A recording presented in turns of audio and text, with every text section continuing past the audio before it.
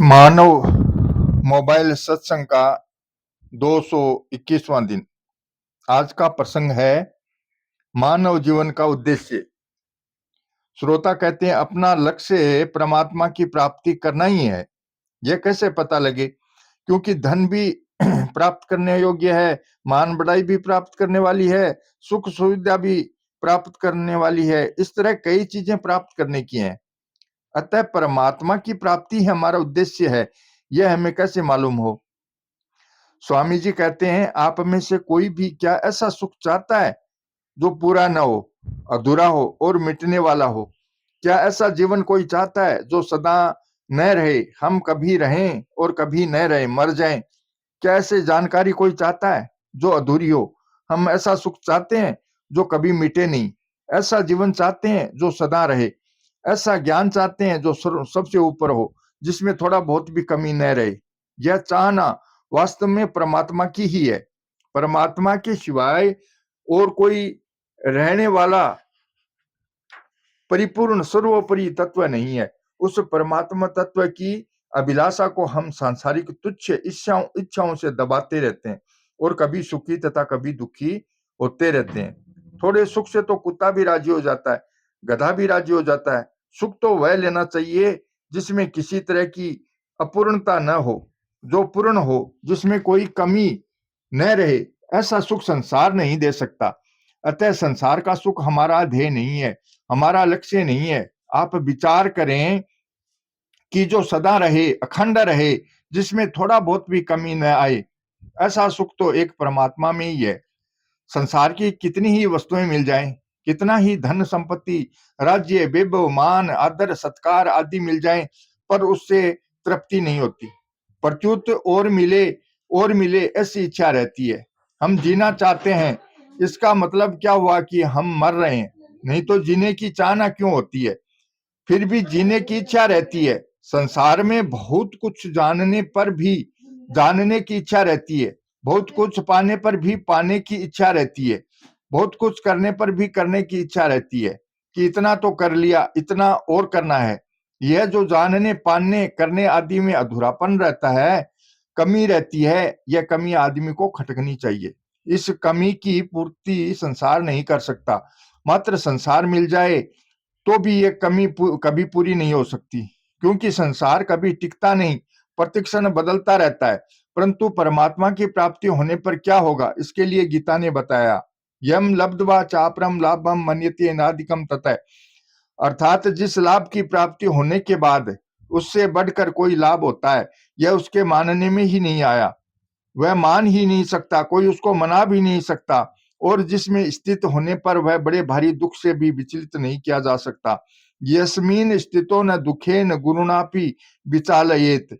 जैसे दो पर्वत आपस में टकरावें तो उनके बीच में शरीर को रख दिया जाए, शरीर के टुकड़े टुकड़े कर दिए जाएं, तो ऐसे दुख में भी वह अपने स्वरूप से विचलित नहीं होता। यह दुख वहां पहुंचता ही नहीं। इस दुख का संस्पर्श ही नहीं होता। सुख तो इतना होता है कि उससे बढ़कर कोई सुख है ही नहीं, और दुख वहां पहुंचता ही नहीं। ऐसा कौन नहीं चाहता बताओ? परंतु अल्प में संतोष कर लेते हैं, यह बड़ी गलती होती है। साधकों से यह बड़ी भूल होती है कि वे साधन करते करते बीच में संतोष कर लेते हैं। एक मारवाड़ी कहावत है, अंधे कुत्ते रे खोलनी खीर है। यानी अंधे कुत्ते को धोवने जो बर्तनों में लगा हुआ पानी मिल जाए तो उसके लिए वही खीर है। ऐसे ही संसार में थोड़ा धन मिल जाए, मान मिल जाए, तो उसी में राजी हो जाते हैं। वास्तव में मिल क्या गया?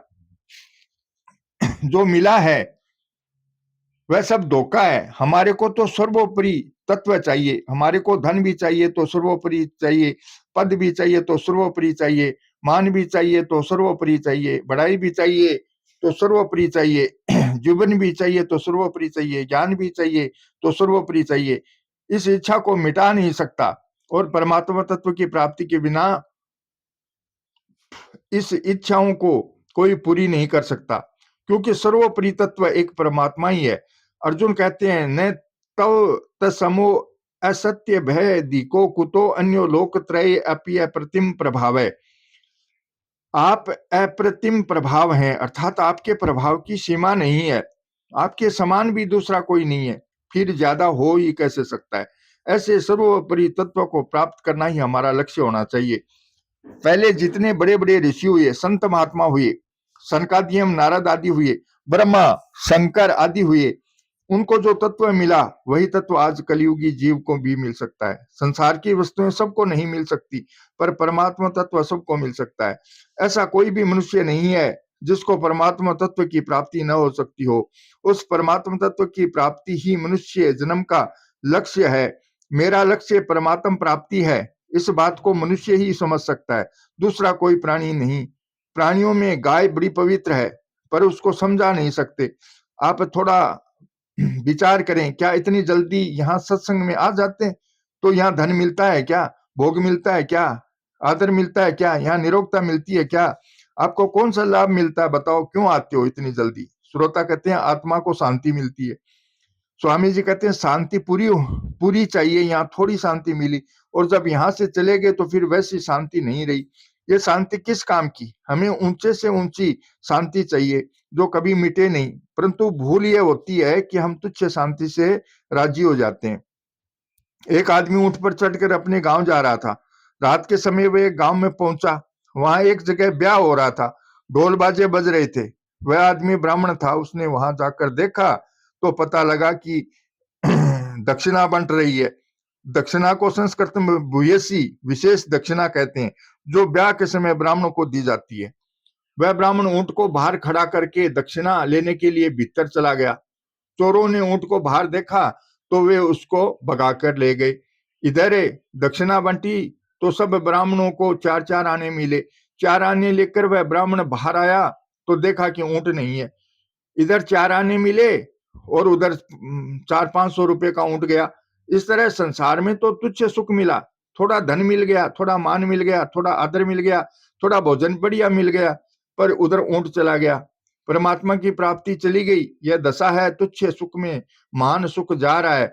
थोड़े से आदर सत्कार में राजी हो जाते हैं। एक संत को किसी ने कहा कि हम आपका आदर करते हैं, तो वे बोले धूल आदर करते हो तुम, हमारा आदर भगवान करते हैं, तुम क्या कर सकते हो, सब मिलकर भी क्या आदर कर लोगे, क्या ताकत है तुम्हारे में जो आदर करोगे। वास्तव में संतों का सम्मान भगवान करते हैं, दूसरा बेचारा क्या जाने कि सम्मान क्या होता है।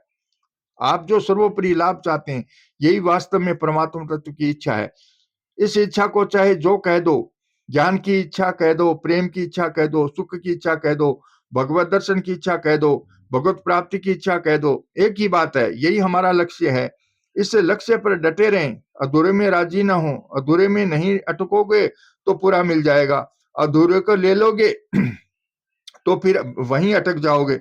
यह मनुष्य शरीर उत्तम से उत्तम है, अतः इसका लक्ष्य भी उत्तम से उत्तम होना चाहिए, जिससे बढ़कर और कोई लाभ लक्ष्य न हो। इससे सिद्ध होता है कि परमात्मा की प्राप्ति के लिए ही मानव जीवन मिला है। श्रोता कहते हैं संसार का सुख छोड़ने से सर्वोपरि तत्व मिल ही जाएगा, इसका क्या पता, इधर का तो छोड़ दें और उधर का मिले ही नहीं तो फिर रीते रह जाएंगे ना। स्वामी जी कहते हैं अर्जुन ने भी यही प्रश्न किया था कि अगर साधक को योग की प्राप्ति न हो और वह बीच में ही मर जाए तो उस बेचारे की क्या गति होती है, क्या वह अभय भ्रष्ट हो जाता है। संसार को तो छोड़ दिया और परमात्मा मिले नहीं तो क्या बीच में ही लटकता रहेगा। भगवान बोले नहीं पार्थ, उसका न तो इस लोक में और न परलोक में ही पतन होता है, क्योंकि हे प्यारे जो थोड़ा भी कल्याणकारी काम करता है उसकी दुर्गति नहीं होती। आपको परमार्थिक मार्ग पर ठीक चलने वाला कोई साधक मिल जाए तो आपको खुद को मालूम होगा, उसकी मस्ती, उसका आनंद आपको विलक्षण दिखेगा। साधना करने वाले भी आगे बढ़ जाते हैं तो उनको एक विलक्षण आनंद मिलता है, जिससे वे अपनी साधना को छोड़ नहीं सकते। वह जो सर्वोपरि आनंद है वह हम सबको मिल सकता है, इसमें संदेह नहीं है। संदेह क्यों नहीं है कि हम साधन करते हैं तो हमारे को विलक्षणता दिखती है। आप भी साधन करो, आपको भी दिखेगी। सत्संग करने से बहुत लाभ होता है। हमने तो सत्संग के समान कोई उपाय नहीं देखा है। साधन बहुत हैं और लोग साधन करते भी हैं, पर सत्संग के द्वारा जो लाभ होता है वह वर्षों तक साधन करने से भी नहीं होता। श्री कृष्ण गोविंद हरे मुरारी, हे नाथ नारायण वासुदेवा। जय श्री कृष्ण।